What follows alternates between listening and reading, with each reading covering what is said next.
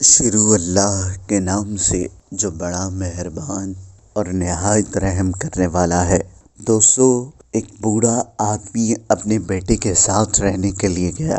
کوئی تیسرا دن تھا کہ اس کے بیٹے اور بہو نے نوٹ کیا کہ وہ کھاتے وقت ہاتھوں کی کپ کپی کی وجہ سے جگہ جگہ کھانا گرا دیتا تھا، اور ایک دن تو اس نے حد ہی کر دی۔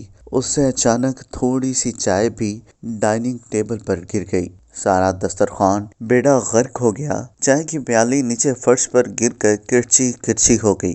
بوڑھے کو بہت شرمندگی ہوئی۔ اس کے بیٹے اور بہو نے سوچا کہ ایسے تو روز روز گند مچے گا، کیونکہ نہ ابا جی کی ایک سادی سی لکڑی کی میز ایک کونے میں علیحدہ لگا دے، ان کے لیے برتن بھی علیحدہ کر دیے، لکڑی کے پیالے اور لکڑی کی پلیٹ چمچ علیحدہ کر کے ابا جی کو ان میں کھانا پینا دینے لگے۔ ایک دن میاں بیوی اپنے بیٹے کے ساتھ بیٹھے تھے۔ بیوی ٹی وی دیکھ رہی تھی اور شوہر بیٹھا اخبار پڑھ رہا تھا۔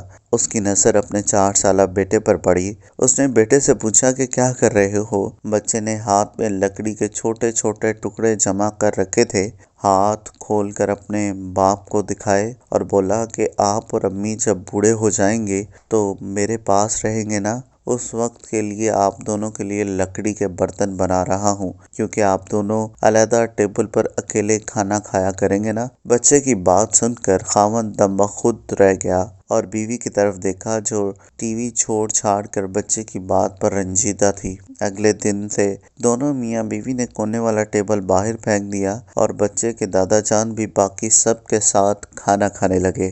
آج بھی بڑھاپے کی وجہ سے ان سے کبھی چائے گرتی ہے تو کبھی سالن، مگر اب ان کا بیٹا اور بہو کوئی شکایت نہیں کرتے۔ انسان جو بھی اپنی اولاد کو سکھاتا ہے، اپنے اعمال کی پاداش اور اپنی تربیت سے سکھاتا ہے۔ جو بھی آج ہم بوئیں گے وہی کل ہم نے کاٹنا ہے، تو اپنے رویے کو سب کے ساتھ بہتر بنائیں تاکہ آپ کی اولاد کی بہترین پرورش ہو سکے۔